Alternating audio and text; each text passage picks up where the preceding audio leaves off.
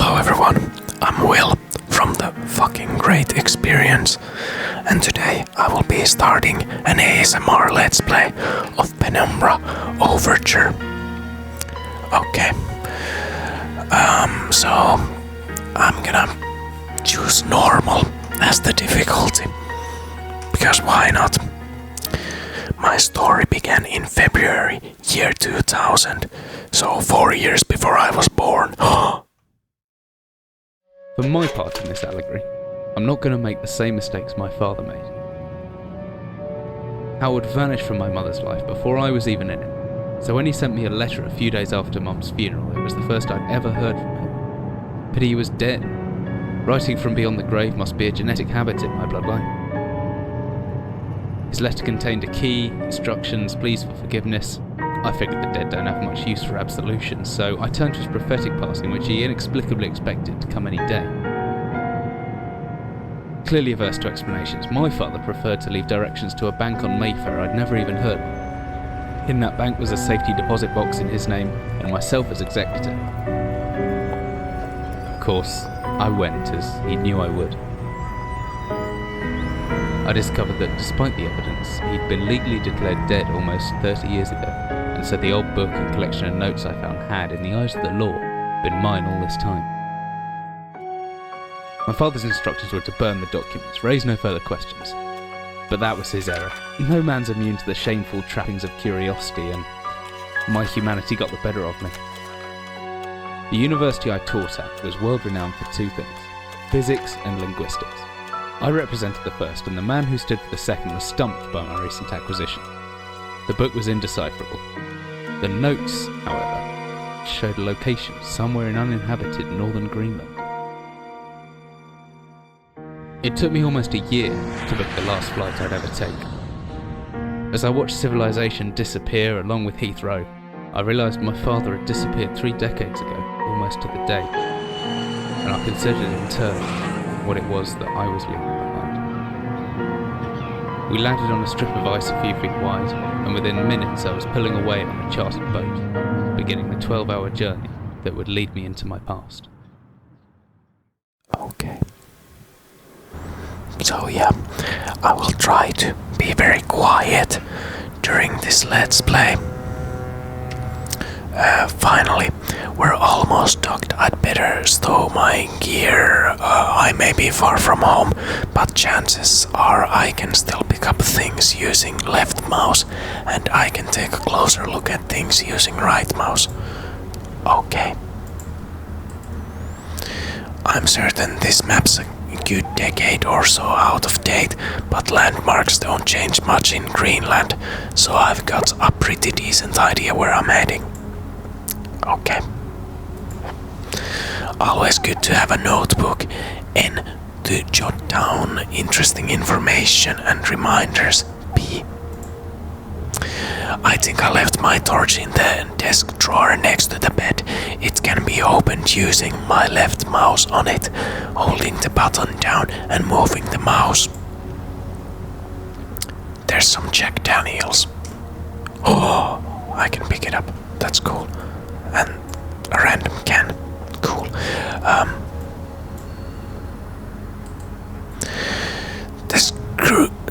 The crew seemed friendly enough, but just in case, I looked up my valuables. I'm pretty sure the key's in my inventory somewhere. Once I've found it, double-clicking the left mouse button should get it selected. Then I can press interact on the padlock to unlock it. Okay. So how do I open the inventory? Okay, so it's tab.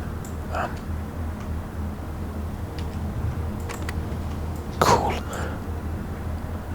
Okay. There's not much light in here. My flashlight could come in handy. Yeah. Could come in handy if the torch runs out of batteries. I should be able to access it through my inventory or with the shortcut key G. Okay. Cool.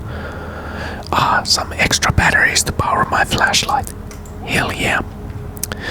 So, I feel like this will be a very bad game to try and play quietly, and I'll probably end up streaming a whole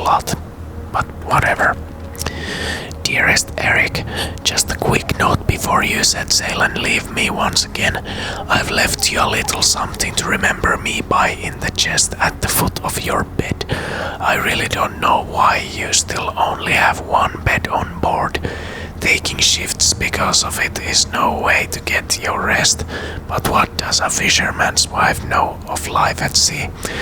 I'll be praying every night for you to make the catch you need, so that you can come home to me safely and soon.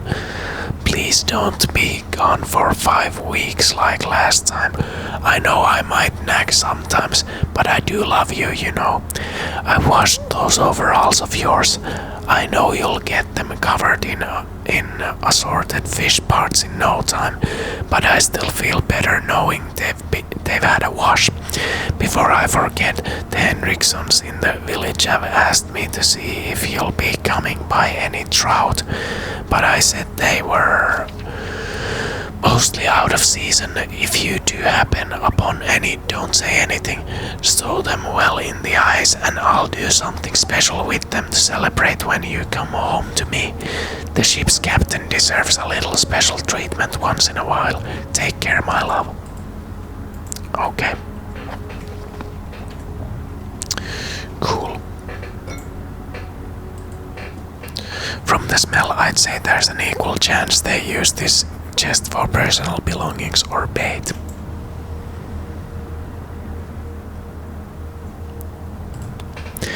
Pretty odorous. Glad I'm getting out of here soon. They must eat, sleep, and, well, do everything else in this one room for weeks at a time. Okay.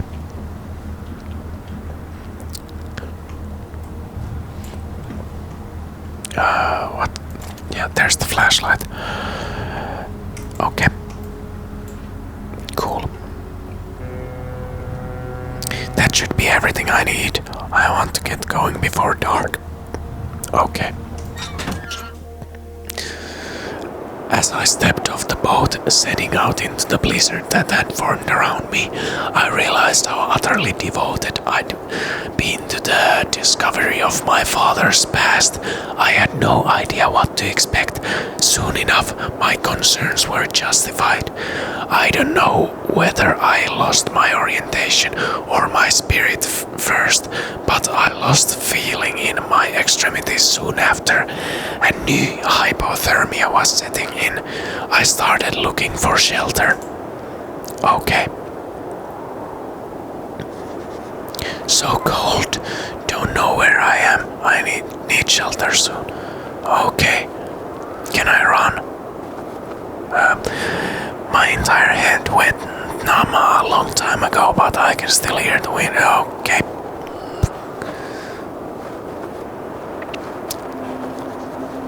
What in the hell is that? I don't care. I need shelter. Looks frozen shut. Need something to break in.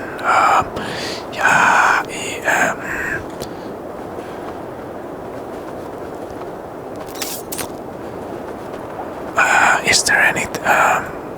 There's some rocks. Okay. So maybe I can use the rocks to, break in there.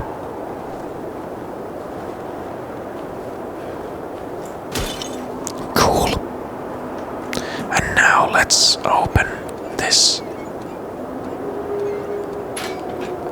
Okay.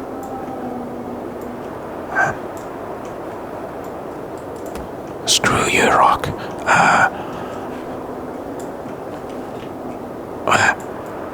Open. What the hell? Why doesn't it? I'm okay. I don't know why it wouldn't open, but sure. Yeah, let's get down.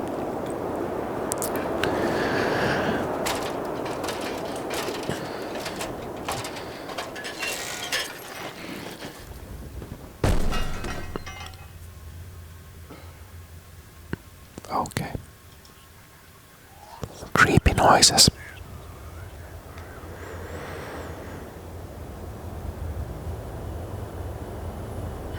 Jesus, my head. I can't believe I fell that far and survived. Although looking around, maybe I'd... Okay. Yep.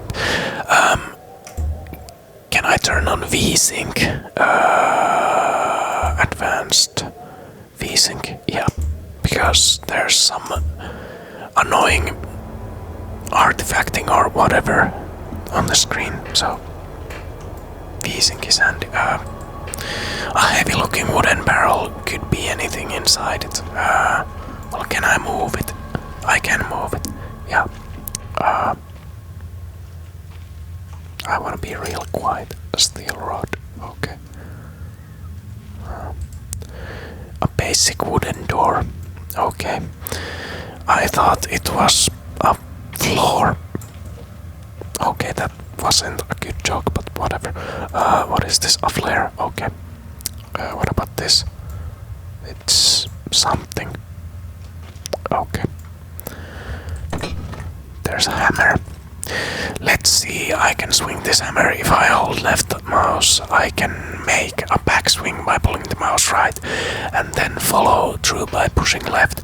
The opposite works too. Pulling back and then thrusting forward produces a stepping motion.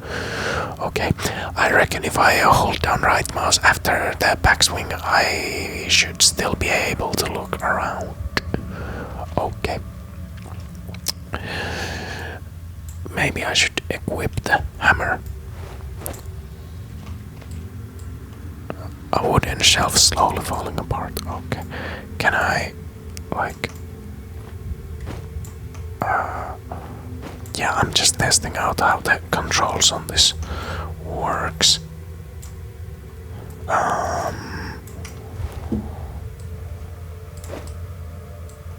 Yeah, whatever. This flashlight. Okay, I don't want to drain the batteries. Can I open this? Probably I can't. But it's a wooden door. I hope it's open. Okay. Can I try to open it? Question mark.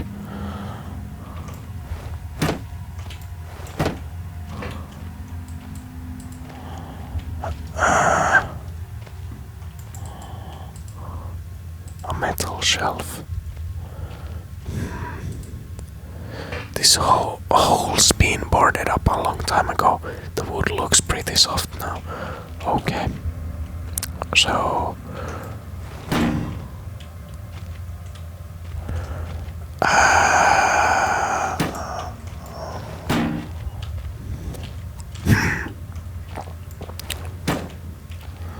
Can I unequip the hammer somehow?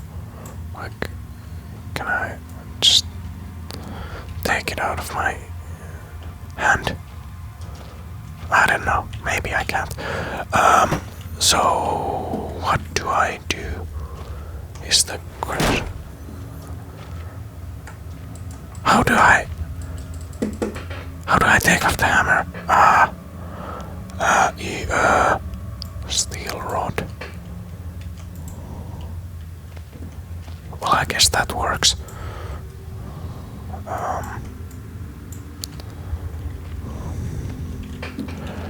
Okay, so it's stuck. There must be something in the way.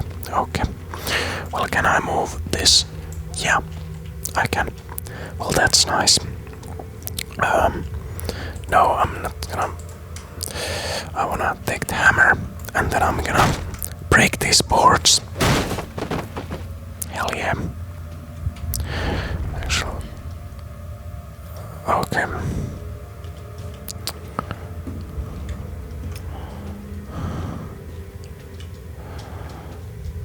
Okay. Moving on. What's this? This looks like some kind of industrial mechanism, although there's a hole in the center and no way to operate it. Perhaps the steel pipe. Okay, cool.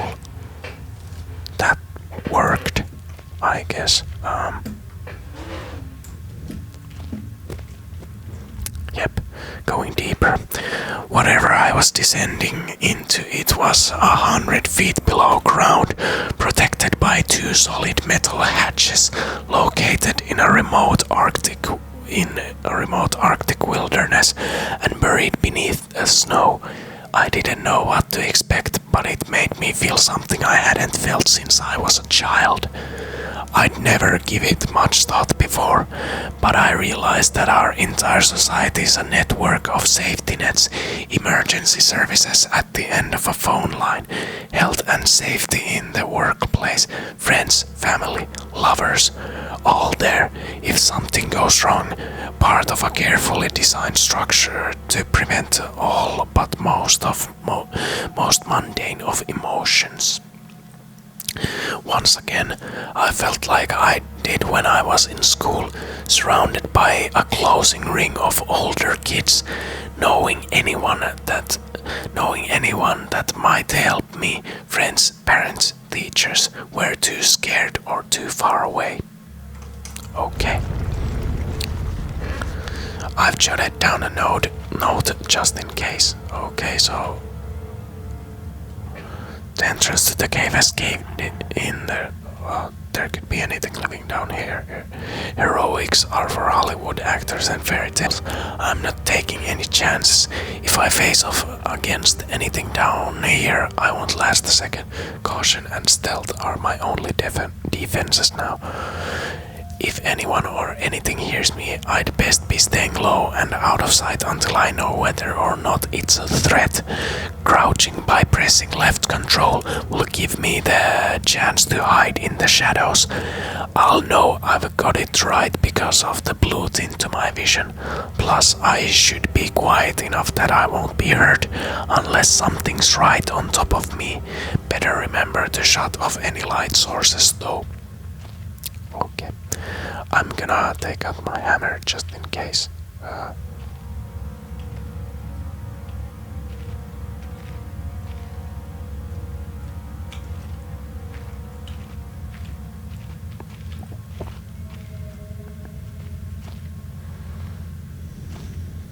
Okay.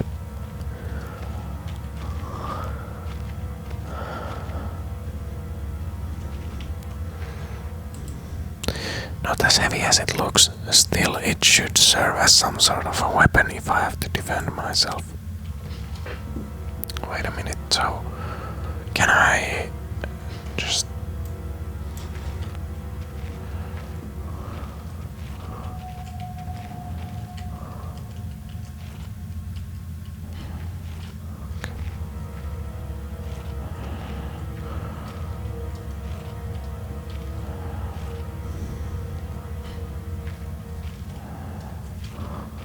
Is there something here? Storage room. Okay.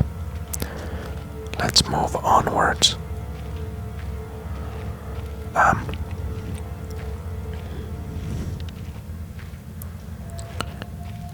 Okay. Better be quiet, or I might die. This must be old if they were still using paraffin lamps. Looks like there's still some juice left. Okay. Loading.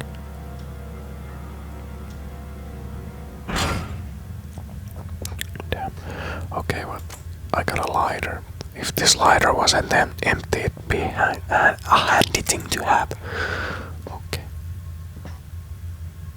I can hear something. It's locked. Okay. Locked from the other side. Does that mean there's someone still inside? I can hear chattering, thank God. What?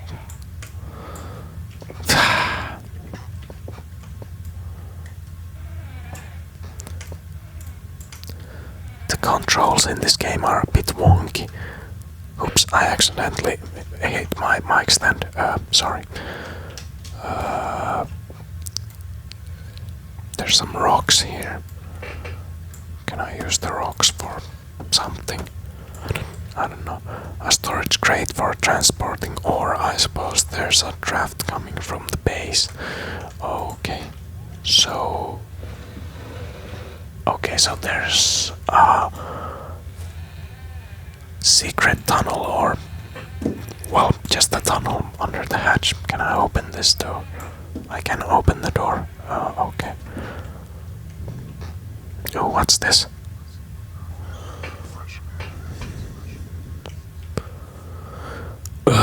What the hell? What just happened? I don't know if that was such a good idea. What? I may never get used to that. Okay. Pain relief. Okay, so I've got some painkillers and some batteries. That's cool. Descending downward. Creepy noises.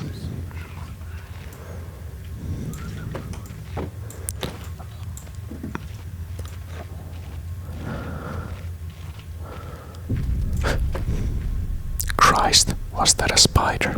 I don't like spiders. I actually think that spiders can be kind of cute. But maybe that's just because I'm a weirdo who likes insects.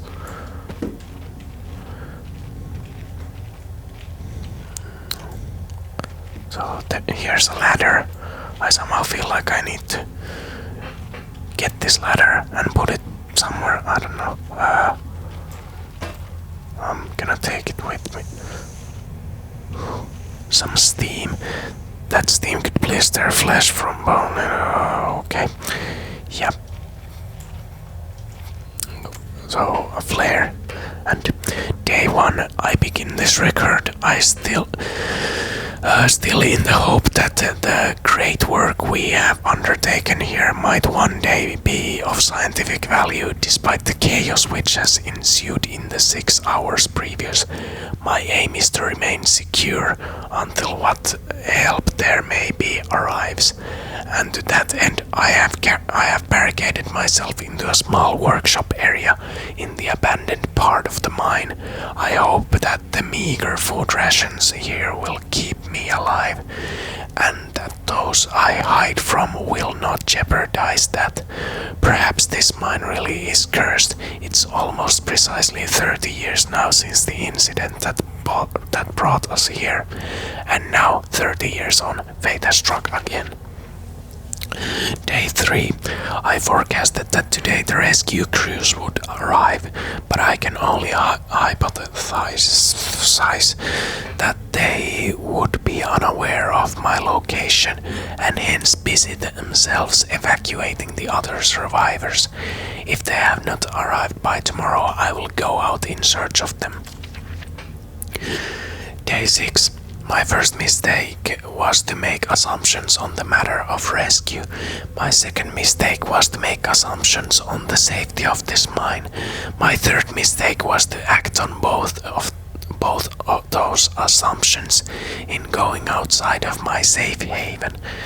My best estimate is that I left the workshop where I was secured about 2 days ago in search of aid, and I have found only danger.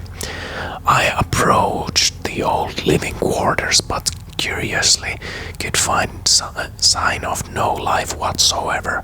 I returned in what I thought was the direction from which I had come, but soon found myself in an unfamiliar locale. Confused but focused, I attempted to make my way home, but found myself threatened by some species of feral creature, which seemed to have made this old mine its home. Although the specimen bore significant interest to me, I chose to retreat only to find myself outmaneuvered and outnumbered by the beasts. I turned and ran, injuring my ankle in the process, which I believe now is most likely a sprain rather than a fracture. For some time I cowered and fled into the dark, but a few hours ago I discovered a door leading to a smaller, disused part of the mine, the key for which I still have in my pocket. Within that area I discovered this storeroom, and I think it should keep me safe for some time. This place is a maze. My lesson learned. I will not venture out again until I am certain the area is safe. Day Day 19. Rescue seems increasingly unrealistic. Supplies diminishing. Lots of spiders in this place. I do not like spiders. Day 34. I got one of the accursed 8-legged beasts nestling in my open mouth when I woke up this morning. In my surprise, I swallowed it. It's not so much the act of swallowing which concerns me, but the genus of arachnid. It would be unlikely that a cave-dwelling spider would be venomous to any significant degree, but the possibility troubles me all the same. Day 35. Any known venom would have affected me by now, and so today is the first minor cause for celebration I have had since the incident, but lucky coincidence, this revelation also means I have discovered a virtually inexhaustible supply of nutrition. I intend to venture into the basement beneath the storeroom in the name of science to discover more about these creatures' natural habitat. For 4 days now, I have been surviving solely off the quite considerable sustenance provided by the spiders. For some time I was struggling to gather enough of the crunchy little morsels. However, Lady Luck smiled on me once more when the batteries in my torch died, and I made a second life-saving finding. The creature's natural habitat is the dark. With my light now diminished, I need only lie still for a few minutes, and I will have attracted enough of the beasts for a rather hearty meal. Okay. So that guy was just eating spiders, I guess. Dry, dusty old bags. Okay.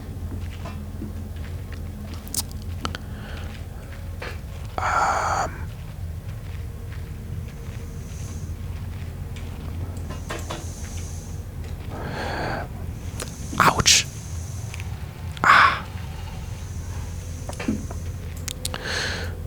Another note. Day 71. My earlier assumptions on the benign nature of my cellmates may have been made in error. After a careful autopsy, I am concerned that there may be a small volume of natural chemicals stored in the stomach of which, if ingested regularly over a period of time, may become psychotropic or even lethal. My only real chance is to break out of here and raid any stashes of supplies I can find. However, the evidence against such a move is insurmountable. 1. I have no source of light. 2. I swore to myself I wouldn't leave until I heard human voices outside. 3. The spiders are so tasty. Okay. Day 100. From the marks I have been making on the walls and my scribbled diary entries, which in the dark may amount to an illegible scrawl, today is the 100th day of my new life. Over the past month, my edible friends have become more and more aggressive and have swelled in numbers and size. Whether or not this is a result of my plundering their ecosystem, I am unsure. However, at this rate of growth, they will soon be too large to crawl through the gaps in the walls. For all I know, I could only be seeing the tip of the iceberg. If all fails and I am never recovered, I hope at least that my study of and indeed involvement with these fascinating creatures will one day be sorry, I burped. Will one day be regarded as an important point in natural history. The greatest names in modern science got there more through fluke than talent, and it appears that this rule has extended itself to my discovery of this delicious new species. I only pray that the second rule deems my breakthrough too insignificant, for all great discoveries tend to consume their inventor. Okay. If it weren't for the size of these pieces, I would say that it looks like eggshells. Damn, some big eggs, I guess. I think I'm gonna end this episode here. So, thanks for watching. Like and subscribe for more, I guess. Bye bye.